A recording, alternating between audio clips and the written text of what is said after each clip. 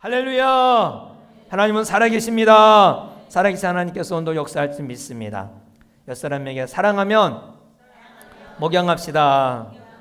사랑하면 양을 칩시다. 사랑하면 양을 칩시다. 예, 사랑하면 양을 키우잖아요. 사랑하면 가정을 목양하셔야 되고, 자녀를 사랑하면 자녀를 목양하시고, 영혼을 사랑하면 영혼을 목양하는 역사가 있기 바랍니다. 오늘 이 본문은, 우리가 읽은 본문은 요한복음 마지막 장입니다. 마지막 장. 그래서 우리가 이 마지막 장을 읽은 곳에는 예수님이 부활하시고 세 번째 제자들에게 나타나시는 장면입니다. 예수님이 부활하신 후에 첫 번째야, 두 번째는 예루살렘에서 나타나셔서 제자들을 만났습니다. 근데 세 번째는 예루살렘이 아닌 저 북쪽에 있는 갈릴리에서 만나신 것입니다. 예수님은 일찍이 마태복음 28장 10절에 보면은 내가 갈릴리로 갈 것이다, 제자들에게 말해서 갈릴리에서 기다리라, 이렇게 마리아 및 그 여인들에게 말씀을 하셨습니다. 그래서 아마도 이 마리아 및 여인들이 제자들에게 말했겠죠. 예수님이 갈릴리에 가신대, 갈릴리에서 여러분을 만나고 싶대요. 그래서 제자들은 북쪽 갈릴리로 다 갔던 것 같아요.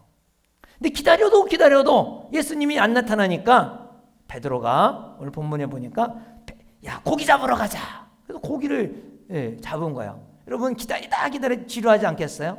그 제자들이 몇 명에서 이제 고기를 잡는 거죠. 나다나엘은 원래 어부 출신이 아니잖아요. 그럼에도 불구하고 같이 이제 고기를 잡으러 갔습니다. 밤이 새도록 고기를 잡았지만 새벽이 됐는데 고기를 못 잡았어요. 그런데 저 해안가에서 말을 건너는 사람이 있었어요. 여보시오, 고기 많이 잡았쇼.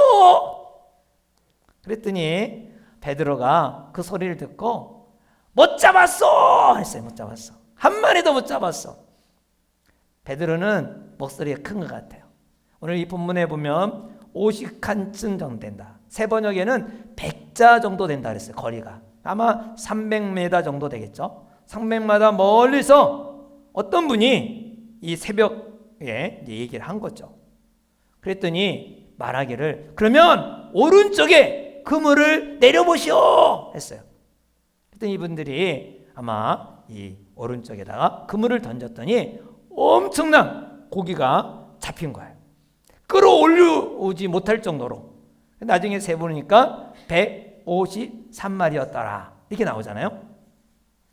이때 이 요한복음을 기록한 요한이 번개처럼 스치는 것이 있었어요.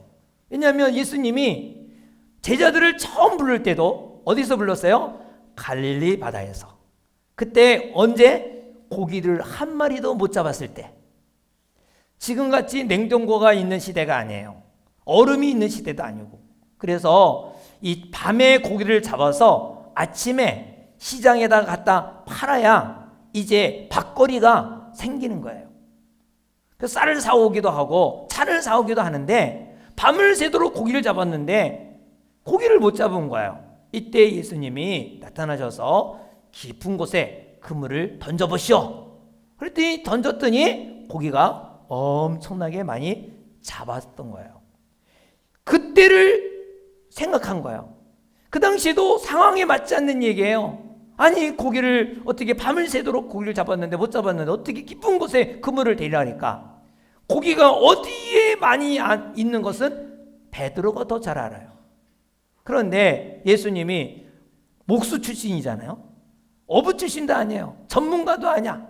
그런데 그 깊은 곳에 그물을 던지라고 했으니 아마 속된 말로는 헛소리 한다, 맞지도 않는 말을 한다, 아마 속된 말로는 개소리를 해는구나, 뭐 이렇게 베드로가 들었겠죠. 그럼에도 불구하고 그물을 내렸어요. 그때는 어떻게 됐어요? 여러분, 이 주님의 말씀은 이치에 안 맞고 상황에 안 맞아도 그 소리가 도대체 이해가 안 될지라도 그 말씀 그대로 했더니 어떤 역사가 일어났어요? 고기가 엄청나게 그물이 찢어질 정도로 고기가 잡혔다 했습니다. 이때에 머릿속에 스친 이 요한이 7절에 보면은 야! 저분이 예수님이다. 이렇게 말한 거예요. 7절에 보면 우리 다 같이 읽어볼까요? 시작. 예수께서 사랑하시는 그 제자가 그게 누구냐면 요한이에요. 요한이 베드로에게 이르되 주님이시다 하니 베드로가 벗고 있다가 주님이라는 말을 듣고 겉옷을 두르느에 바다로 뛰어내리더라. 아마 예의를 갖춰서 예수님에게 다가가기 위해서 급한 나머지 간 것 같아요. 베드로는 행동이 빨라요. 그러나 요한은 깨닫는데 머리가 좀 샤프한 것 같아. 깨닫는데 빠른. 예수님은 숯불을 준비해 놓고 아침빵 식사를 준비하고 밤을 새도록 고기 잡은 것이니까 제자들에서 밥을 준비하고 그리고 제자들이 잡아온 고기를 야 가져와 봐라. 그리고 그거를 구워 먹었고 같이 반찬해서 같이 밥을 먹었어요. 12절에 보면 나오잖아요. 예수께서 이르시되 와서 조반을 먹어라 하시니 제자들이 주님인 줄 알고 당신이 누구냐 감히 묻는 자가 없더라. 이제 이게 우리 본문에 있는 내용이고 그러면서 대화하는 내용입니다. 여러분 예수님이 부활하신 예수님이 정말 이렇게 봤는데 잘 몰랐던 거예요. 멀리서 봐도 예수님인가 아닌가 잘 몰랐어요. 부활하신 예수님을 처음 만날 때 모두들 착 알아본 사람이 하나도 없어요. 성경에 보면 부활하신 주님을 마리아도 부활하신 주님 만나고도 몰랐어요. 누가복음에 나온 엠마오로 가는 그 두 제자도 예수님과 같이 말하면서 갔는데도 예수님인 줄 몰랐어요. 오늘 본문에도 보면 예수님을 처음에 모르는 거예요. 근데 나중에 이제 알게 되죠. 예수님이구나. 자, 우리도 말해요. 우리도 부활하면 막 예수님 같이 부활할 텐데 몸이 변화되는 거예요. 몸이. 그런데 베드로가 예수님을 대하는 모습 보면 뭔가 좀 그냥 일반적인 몸은 아닌 것 같아. 일반적인 몸은 아니야. 좀 위험이 있고 좀 굉장히 좀 다가가기는 좀 뭐한 그런 모습이야. 빨리 안길 수 있는 몸은 아니야. 여러분은 이제 세상 떠난 다음에 어떤 몸으로 부활할 것 같아요? 몇 살로? 어떤 사람 보니까 한 30살이라 그렇게 생각하는 분도 있어요.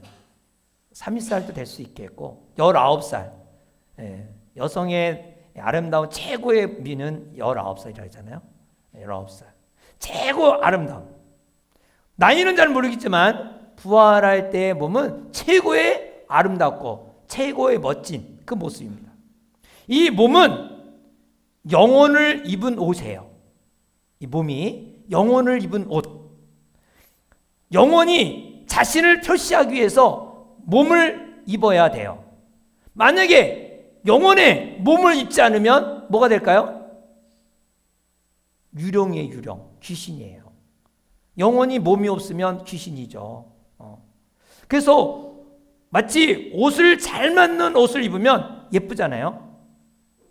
옷이 날개라는 말이 있어요. 기성복보다 마침복이 왜 비싸느냐? 잘 그 몸매에 맞게끔 옷을 잘 만들어서 딱 입으면 아주 멋있거든요. 아주 멋있어요. 그래서 우리가 부활한 다음에 하나님은 우리 영혼에 잘 맞는 최고의 아름다운 몸으로 주시는 거예요. 그렇게 만들어주는 믿으시기 바랍니다. 그래서 여러분 지금 태어날 때 지금 겉모습이 마음에 들지 않는다고 실망하거나 낙심하지 않기 바랍니다. 여러분이 진짜 영원히 갇힐 몸은 가장 아름답고 가장 멋진 몸으로 다시 만들어진다는 것을 믿으시기 바랍니다. 우리의 몸은 잠시 있다가 없어지는 거예요. 왜? 우리의 몸은 흙으로 만들었기 때문에 흙으로 돌아가요. 할렐루야. 그래서 흙에 제한되어 있어요. 여러분이 화장터에 가서 화장해서 잿바느질로 오는 거나 여러분 그 몸이 땅에 묻어서 오랫동안 있다가 흙이 되나 똑같아요. 우리 일산 신도시 될 때 우리 집 뒤에가 뒷산이 우리 할아버지 계시고 아버님이 계신 산소가 있었어요. 그래서 그것을 이장을 해야 돼. 선산에다가. 그럴 때 오래된 산소라 어떻게 보니까 뼈가 몇 개밖에 없더라고요. 그래서 그거 추려갖고 이장을 했어요. 그것도 뼈도 세월이 오래 지나면 다 흙이 되는 거예요. 그 등치 몸매가 아무것도 없어져요. 왜? 사람은 흙으로 만들었기 때문에 흙으로 돌아가는 거예요. 화장해나 땅에 매장하나 똑같은 거예요. 근데 우리가 세월이 지나면 똑같지만 부활할 때 그렇게 됐다 할지라도 부활할 때는 우리가 신령한 몸, 새로운 몸으로 바뀝니다. 그래서 구원받은 사람은 속은 점점 아름다워지지만 겉은 점점 늙어지죠. 그래서 고린도후서 4장 16절에 우리가 낙심하지 않으니 우리의 겉사람은 낡아지나 우리 속사람은 날로 새롭도다. 할렐루야. 제가 좀 요즘에는 얼굴이 많이 폈죠? 핀 것 같지 않아요? 사람들이 우리 어떤 분이 만나면 목사님 얼굴이 좋아지셨어요. 그래. 예, 좀 옛날보다 좋아진 것 같아요. 옛날에는 못생겼는데 요즘에는 잘생긴 것 같아요. 왜 그런지 모르지만 아무튼 요즘에 특별히 그 목장을 이렇게 하려고 하는 모습들을 보니까 제가 행복하니까 얼굴이 펴지는 것 같아요. 특히 예배를 드리면서 정말 어떻게 해서 순종해 보려고 하는 그 모습들을 보니까 막 이렇게 막 기청 목장이 세워지고 막 분가하고 막 이렇게 해보려고 하는 모습들을 보니까 정말 행복한 것 같아요. 그래서 아까 이 찬양할 때 우리가 지금 처음 부른 찬양이라 서툴긴 했지만 어떻게 해요? 당신의 모습이 참 아름다워요. 주님의 사랑을 나누어주는 그 섬기는 모습, 목자가 그 목원들을 섬기는 거. 똑같이 직장 갔다 와서 똑같이 정말 힘든데 밥을 해갖고 요리해갖고 나눠주는 그 모습 얼마나 아름다워요. 당신의 모습이 너무 아름다워요. 하나님이 감동하지 않겠어요? 하나님이 감동시키고 세상을 변화시키는 거예요.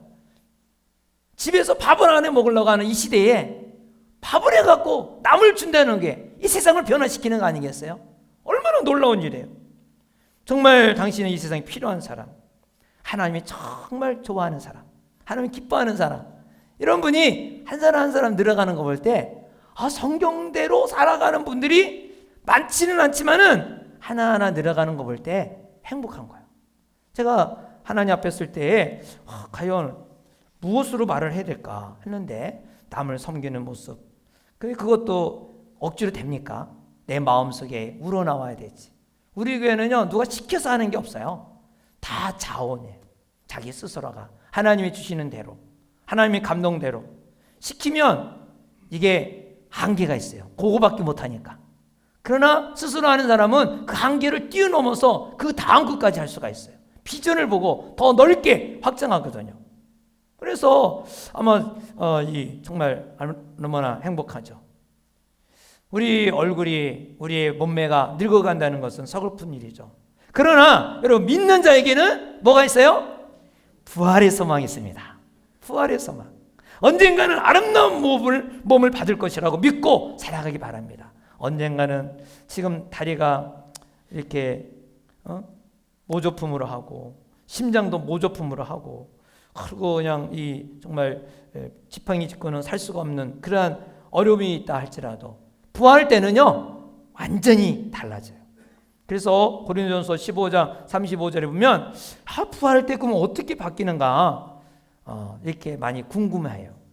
저도 가만히 생각해 보니까 예수님이 부활하셔갖고 떡을 먹고 빵을 먹고 그리고 생선도 먹고 그랬는데 화장실을 가셨을까? 이런 생각이 들어요. 가셨을까 안 가셨을까? 그러면 천국에는 화장실이 있을까 없을까? 이런 생각도 들더라고요. 근데 아무튼 이런 궁금한 거를 우리만 아니라 초대교회 때도 있었어요.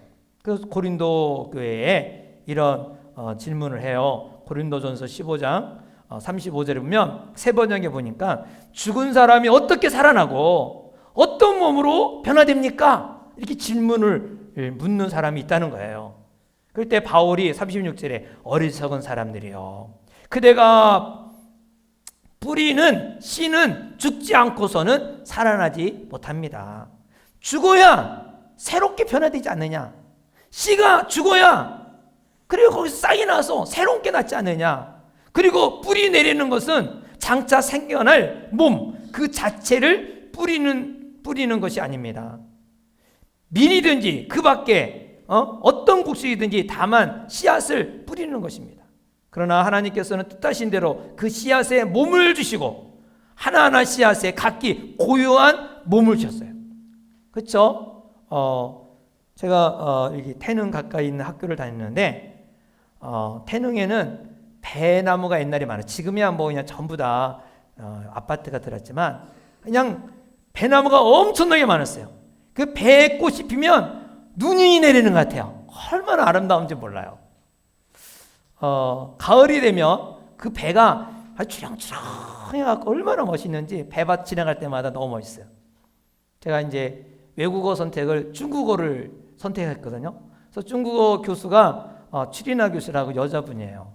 이분이 이제 강의를 할 때 우리 건의를 했죠. 아우 선생님, 교수님, 우리 야외 나가서 야외 수업합시다. 배가 얼마나 멋있게 달렸는지 배를 깎아 먹으면서 하면 좋겠습니다. 그랬더니 허락을 하셨어요. 그래갖고 배밭에 앉아갖고 우리 그 야외 수업을 이렇게 한 적이 있어요. 여러분, 배가 어떻게 열릴까요? 배의 시작은 씨가 땅에 떨어져서 그 씨가 싹이 나갖고 그리고 나무가 돼갖고 꽃이 피고 그리고 열매를 맺어요. 만약에 여러분 배나무를 한 번도 보지 않았다, 어떤 사람이 한 번도 보지 않았다, 그러면 그 배씨를 보면서 이 배나무를 한번 생각해 보라고 할 수 있을까요? 전혀 한 번도 보지 않았는데 상상하기가 어려울 만큼 그 모습이죠. 바로 우리가 죽은 다음에 그 부활의 모습이 그거예요. 부활의 몸은 상상을 초월해요. 부활의 영광의 아름다움을 생각하는 것은 씨를 보면서 배나무를 상상하지 못할 정도의 그것처럼 부활의 몸은 상상을 초월한 영광의 몸이 되는 거예요. 그래서 여러분들이 최고의 아름다움, 최고의 멋진 것으로 변화된 줄 믿으시기 바랍니다. 그래서 요한계시록 15장 42절에 보면 죽은 사람의 부활도 이와 같습니다. 썩을 것으로 심는데 썩지 않을 것으로 살아납니다. 비천한 것으로 심는데 영광스러운 것으로 살아납니다. 약한 것을 심는데 강한 것으로 살아납니다. 자연의 몸을 심는데 신령한 몸으로 살아납니다. 자연의 몸이 있으면 무슨 몸도 있을까요? 신령한 몸도 있습니다. 그래서 예수님을 영접한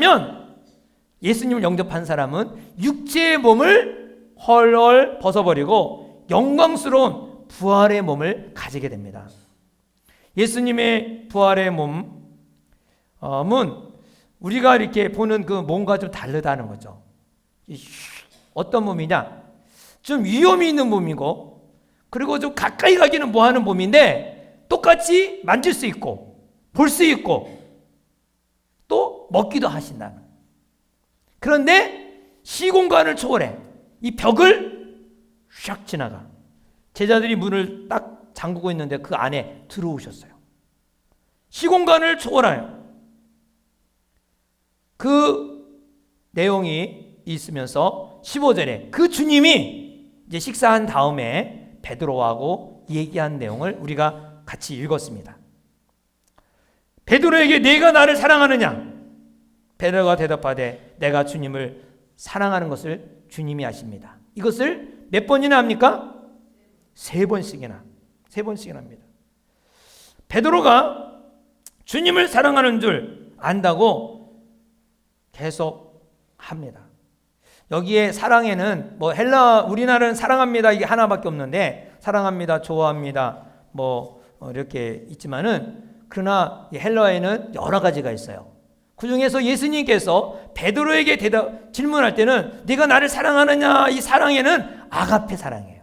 아가페 사랑은 헌신적인 사랑, 아가페 사랑은 희생적인 사랑. 이익을 생각하지 않는 사랑이에요. 그 사랑하느냐 했더니 베드로는 인간적인 사랑을 말합니다. 내가 주님을 사랑하는데 주님이 아시지 않습니까? 이 사랑이 무슨 사랑이냐? 필로 사랑인데 감정적인 사랑, 정적인 사랑이에요. 이 정적인 사랑은 뭐예요? 주고받는 거예요. 상대가 주지 않으면 난 안 주는. 그리고 내가 위험에 처하면 배신하는 그러한 사랑이죠. 그런 사랑을 고백하는 거예요. 네가 나를 사랑하느냐? 네, 주님이 하십니다. 나는 제한되어 있다는 거죠. 주님처럼 사랑을 요구하는데 나는 그런 사랑은 못합니다. 주님 아시지 않습니까? 이걸 아시고 세 번째는 네가 나를 사랑하느냐, 이 사랑하느냐 할 때는 인간적인 사랑, 그걸 얘기를 해요. 그랬더니 베드로가 주님, 내가 사랑합니다라고 고백합니다. 주님께서 베드로에게 이 절대적인 사랑, 희생적인 사랑, 아무 조건 없는 사랑을 요구하셨지만 베드로는 감히 그렇게 살지 못함을 자기는 과거의 삶을 통하여 알고 그렇게 고백합니다. 양을 치라 할 때 이 양도 세 가지 단어가 나옵니다. 그냥 양이 아니라 이 양에도 분석을 해보면은 바로 어린 양, 좀 더 큰 양, 좀 더 성숙한 양, 그래서 세 가지의 양을 치라고 말씀하시죠. 그래서 이거를 가만히 우리 목장과 연관해 보니까 이 목양을 하라는 말은 목장에서 어린아이도 목양하고 청소년도 목양하고 어른도 목양하고 이 목장은 누구나 다 가정을 목양하는 거니까 아마 이게 딱 가정교회에 딱 맞는 말씀이구나. 우리 가정교회에서 어린아이, 이번 우리 그 주보에 놓아줬죠. 애들도 오면은 막 난잡하니까 예의를 갖춰서 그 목장을 할 수 있도록 이렇게 하고, 그리고 또 청소년 목장하고, 또 장년도 목장하고, 이러한 이제 얘기가 있습니다. 그러나 분명한 것은 3번 예수님이 물으셨어요. 그리고 3번 다 양을 치라고, 목양을 하라고 말씀하십니다. 여러분, 왜 예수님이 3번이나 나를 사랑하느냐고 질문했을까요? 한 번만 해도 되잖아요. 전능하신 하나님이니까 다 아실 텐데 왜 3번씩이나 했을까요? 이것은 베드로는 예수님을 3번씩이나 부인함으로 말미암아 굉장히 마음의 상처가 깊어요. 3번씩이나 부인했어요. 근데 베드로는 보통 제자가 아니야. 마태복음 16장에 보면요, 베드로를 통해서 예수님이 기대하는 바가 컸어요. 주는 그리스도시요 살아계신 하나님의 아들이다 이렇게 고백할 때, 야, 네 반석 위에 교회를 세우겠다. 너는 베드로라. 네 반석 위에 교회를 세우겠다. 그 말은 베드로를 통하여 하나님이 기대한 바가 큰 거죠. 물론 베드로가 고백한 그 믿음 위에 교회가 세워진다고 말할 수 있고, 또 하나는 베드로를 통하여 초대교회가 시작될 것을 아마 암시한 것 같아요. 근데 베드로가 이 예수님의 기대가 그렇게 기대를 했는데, 아니 자기가 예수님을 멀찌감치 쫓아다니다가 예수님 부인하잖아요. 3번씩이나. 나중에 그가 우는데 누가복음 22장 62절에 보면 나가서 심히 통곡하더라. 아마 몸을 치면서 애통하면서 몸부림치면서 격렬하게 울었던 거예요. 왜냐? 베드로는 예수님이 자기의 기대가 있는 걸 알잖아요. 예수님이 자기에 대해서 기대를 가지고 있다는 거 알고 있어요. 자신의 위치를 알아. 그런데 예수님의 기대와 달리 3번씩이나 예수님 부인하고 나니까 자신에 대한 실망감, 나는 못하는 사람이구나, 나는 안 되는 사람이구나, 낙심, 상실감, 이것으로 가득 찬 거예요. 그래서 베드로는 머릿속에 나는 안 되는 사람, 나는 3번이나 부인한 사람, 이게 늘 가지고 있던 거예요. 그래서 오늘 본문에 보니까 예수님을 만나고 예수님 앞에 확 다가가야 되는데 다가가지 못해요. 왜요? 상처가 있어. 예수님은 예수님이냐, 다가가고 싶지만 다가가지 못하는 거야. 상처가 있으면요 다가가지 못해요. 멀리서 자꾸. 그때 예수님이 분위기를 그렇게 만들어 놓고 똑같이 질문해요. 분위기가 뭐예요? 숯불 핀 자리에서 예수님을 3번 부인했어요. 그랬더니 예수님이 숯불을 펴놓고 네가 나를 사랑하느냐 3번을 질문하는 거예요. 그때 시몬 베드로가 이 부인했는데 이때의 질문도 시몬 베드로야 하면서 질문을 합니다. 배신할 때 3번을 할 때 대답하지 않을 수 없는 대답을 했듯이 오늘도 예수님이 3번을 질문하면서 대답하지 않으면 안 되는 그러한 대답을 하게 됩니다. 왜냐하면 예수님은 베드로의 상처와 낙심을 일으켜주고 3번씩 하면서 내 양을 치라, 내 양을 먹이라, 내 양을 치라, 목양하라 자꾸 용기를 주는 것입니다. 이것은 바로 예수님이 베드로에 대해서 다시 신뢰를 준 것이죠. 어떤 사람이 실수가 많았는데 신뢰하는 증거가 뭡니까? 그 사람에게 일을 계속 하라고 용기 주는 것이죠. LA 다저스 야구에서 월드 시리즈 나갔었잖아요. 그래서 이제 그 결승전에 요거만 이기면 최고의 그 챔피언 결승전까지 올라가는데 그때 박찬호도 던져서 있고 컬셔가 던졌어요. 컬셔가 LA 다저스의 최고의 투수잖아요. 그런데 그만 쳤어요. 하고 거기 LA 거기 시민들이 얼마나 컬셔를 막 욕하는지 몰라요. 그런데 그 LA 다저스 감독은 얼마든지 사람은 실수할 수 있다. 그러면서 용기를 주고 이번에 방출하지 않냐고 LA 다저스의 에이스 주전 선수로 그냥 계속 안고 있는 거 보면 신뢰한 거 아니겠어요? 신뢰했어요. 바로 예수님이 베드로에게 양을 먹이라 이 부탁하는 것은 바로 예수님이 베드로에 대한 신뢰를 계속해서 얘기하는 것이죠. 우리는 이 부분에 있어서 매우 우리 살아가는데 중요한 부분입니다. 내가 주님 앞에 헌신한다고 하지만 사실상 내중심적으로 할 때가 얼마나 많아요. 또 이기적으로 할 때가 얼마나 많아요. 그러나 예수님은 그걸 다 알고 계십니다. 주님을 사랑한다고 하지만 그 사랑하지만은 그냥 정말 아가페적으로 헌신적으로 사랑하는 게 아니라 조건. 그래서 무조건 순종하는 것이 아니라 조건부를 가지고 순종하는 모습 보는 거 예수님이 다 아신다는 것입니다. 주님의 사랑에 대해서 불충분하고 자기중심적인 사랑이지만 그러나 주님을 사랑하지 않는 건 아니잖아요. 어쨌든 주님을 사랑하려고 하지만 베드로처럼 위기가 닥칠 때, 어려움이 닥칠 때는 자기 먼저 생각하게 돼요. 베드로가 주님을 사랑하는 줄, 얼마나 사랑하는 줄 주님은 다 아시듯이 우리가 주님을 사랑하는 걸 다 아시는 것입니다.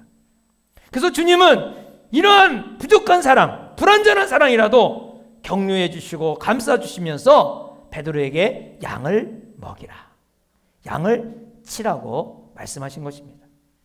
사랑하면 양을 치는 것입니다. 사랑하면 양을 목양하는 것입니다. 내 자녀를 방치하고 버리는 것이 아니라 될 대로 되라 네 맘대로 살아가 아니라 말씀으로 부여잡고 말씀으로 양육하는 것입니다. 우리가 영혼을 사랑하면 영혼을 네가 알아서 믿고 마음대로 해. 그게 아니라 그 영혼을 붙들고 양육하고 그들을 목양하는 것입니다. 목장에서. 얼마나 큰 위로가 되겠습니까? 목양하라. 그럼 주님 앞에 엎드려 혹시 내가 잘못된 동기가 없는지, 내가 남에게 상처를 주지 않은지, 나의 죄를 용서해달라고, 나의 종들을 가르쳐주고 용서해달라고 하나님께 기도하면 회개의 영이 마시고 우리를 다시 한번 붙들어 주시고 능력을 줄 줄 믿습니다. 사람이 한번 틀어진 마음이 이렇게 바로 쓴다는 게 너무너무 어려워요. 이 베드로가 너무너무 힘든 거야. 다시 다가가기가 어려운 거야. 그런데 예수님이 직접 오셔서 내 양을 먹이라 그러면서 사명을 주실 뿐만 아니라 더 큰 사명을 줘요. 그 더 큰 사명이 뭐냐면 18절이에요.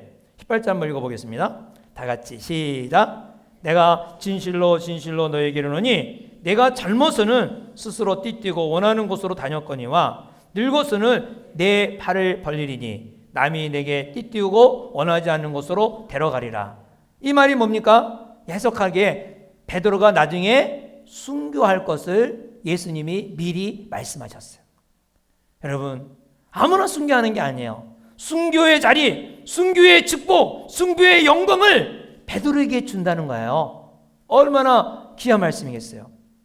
근데 이 예수님의 이 예언대로 4세기 유명한 유세비어스라는 교회사를 기록한 사람이 있는데, 그가 베드로가 로마에 가서 복음을 전하다가 그가 이제 잡혀서 처형당하는데 어떻게 죽었냐면, 예수님은 십자가가 바로 돌아가셨지만 나는 감히 어떻게 내가 바로 죽느냐, 나를 거꾸로 십자가를 거꾸로 해갖고 십자가 못 박으라, 죽여라, 그렇게 해서 거꾸로 처형을 당했다고 합니다. 예수님은 용서의 주님이십니다.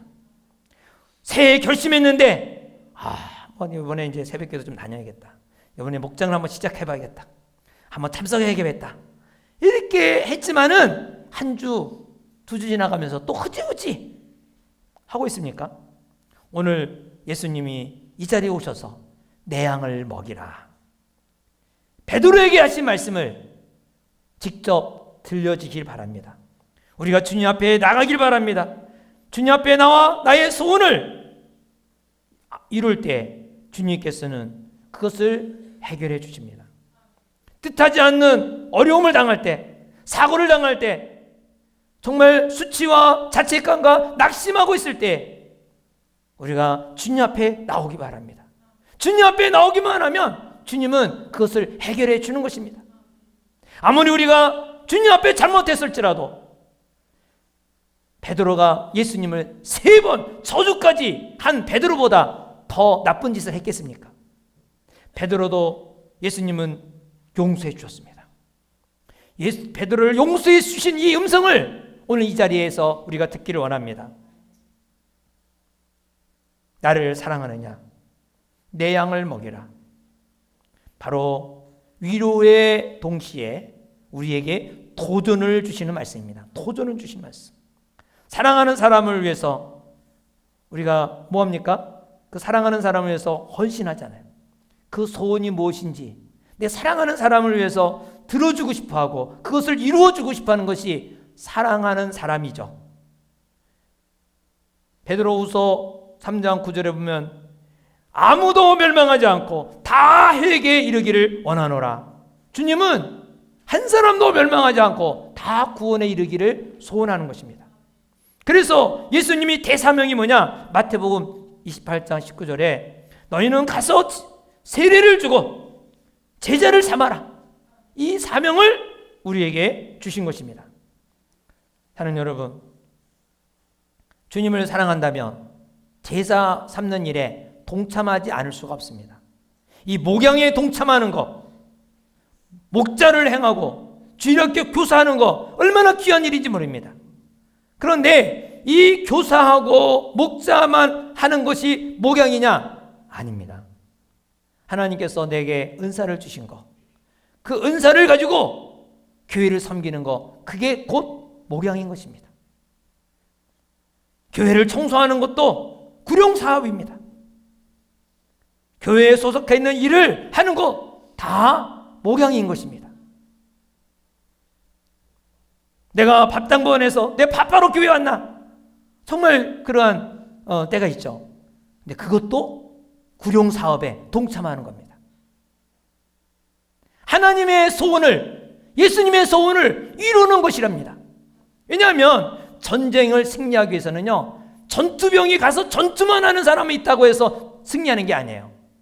이것을 보급해주는 운전병도 필요하고요, 이들을 위해서 밥을 열심히 해주는 식당에 봉사자가 있어야 되고요, 이 모든 사람이 같이 있어야 전쟁에 승리하는 것입니다. 전투병만 승리하는 게 아니에요.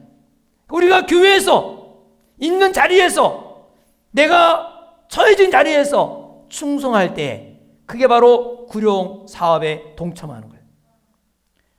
성도님들, 주님을 사랑한다면 이 구룡 사업, 영혼 구원에 동참하시기 바랍니다. 예수님 베드로에게 예언한 다음에 베드로가 또 궁금해서 요한을 보고 이 사람은 어떻게 됩니까? 이렇게 말을 해요. 21절에 보면. 그랬더니 이 베드로는요, 항상 열정이 있고 힘이 있는데 문제는 뭐냐? 말이 많아.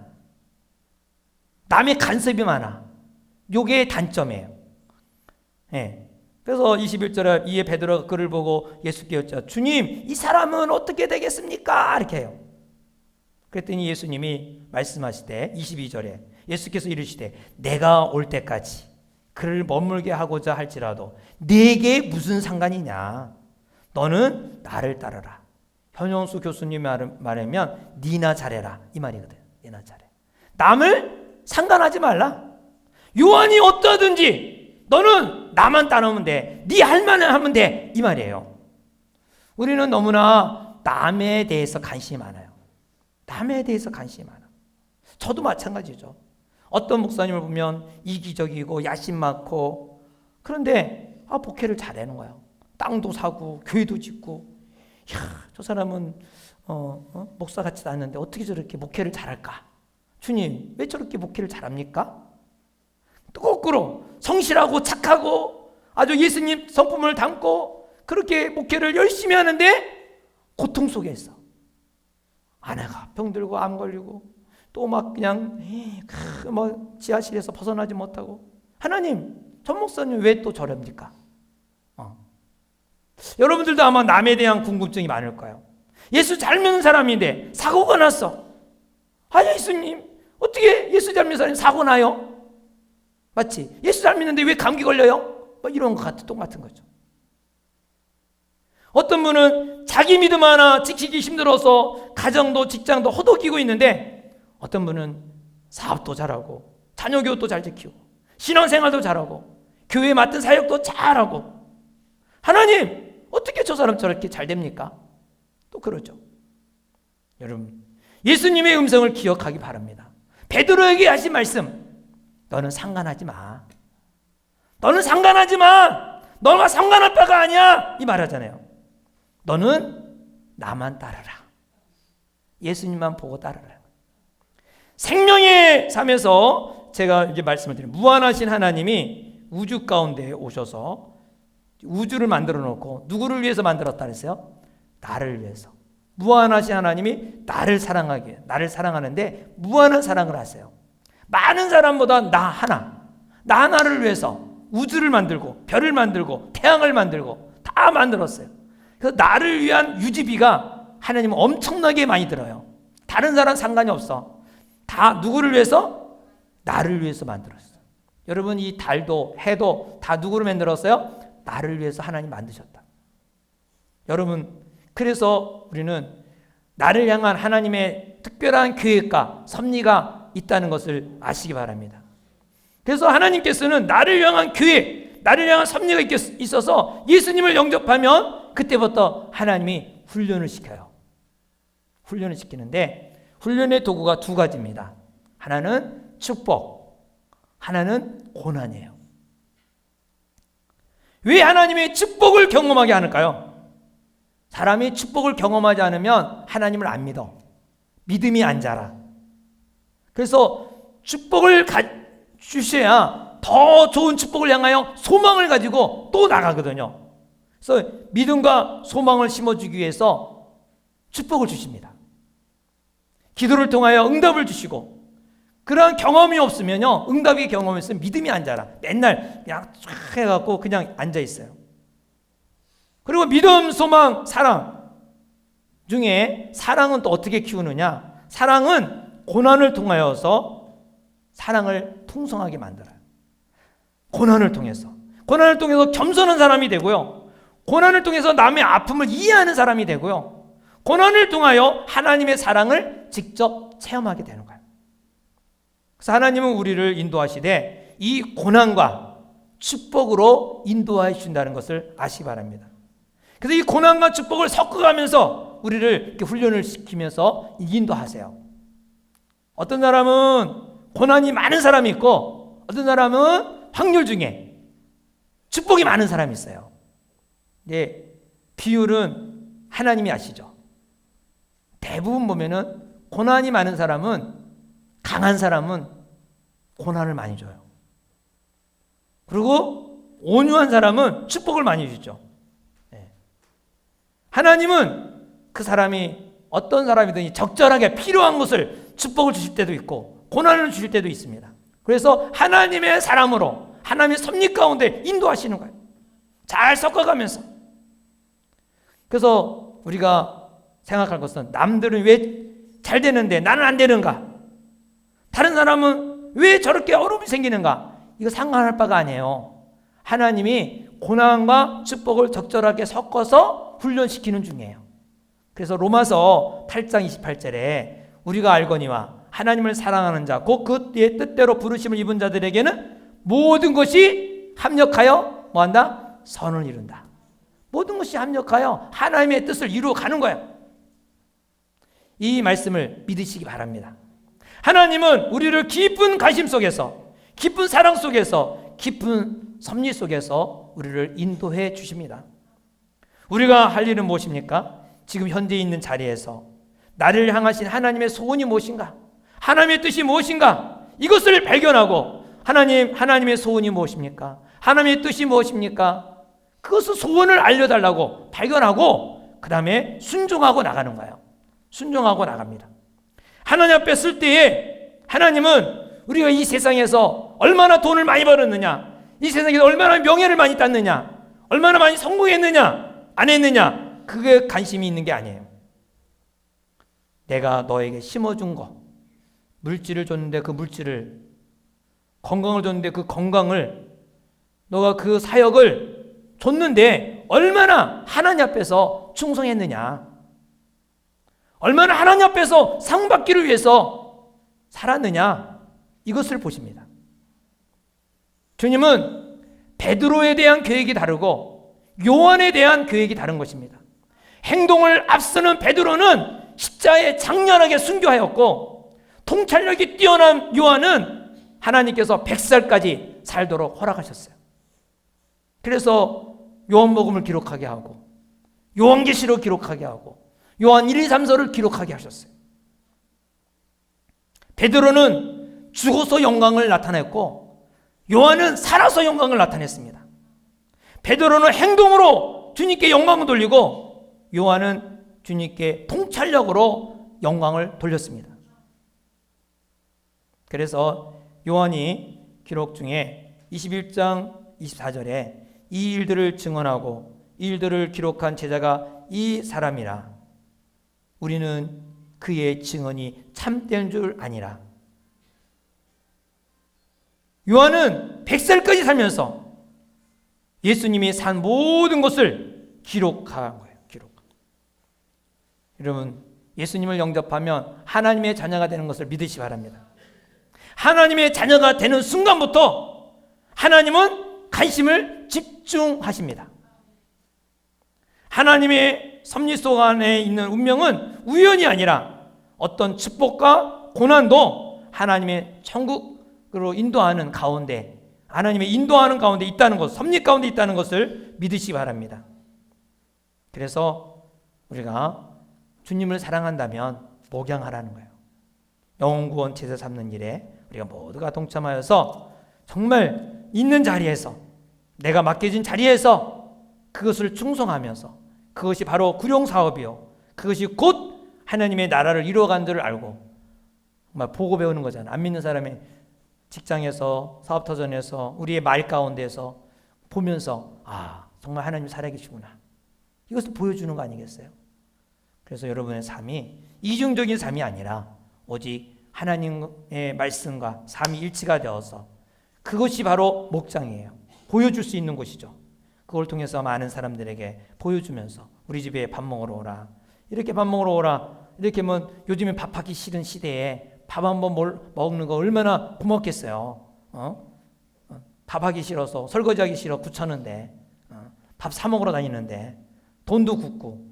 그래서 그곳에서 정말 하나님의 사랑을 발견하면 이가 천국으로 가는, 축복을 누릴 수 있는 기회를 주는 거 아니겠어요? 우리 있는 자리에서 우리 하나님께 영광 돌리는 삶이 되기를 주의 이름으로 축원합니다.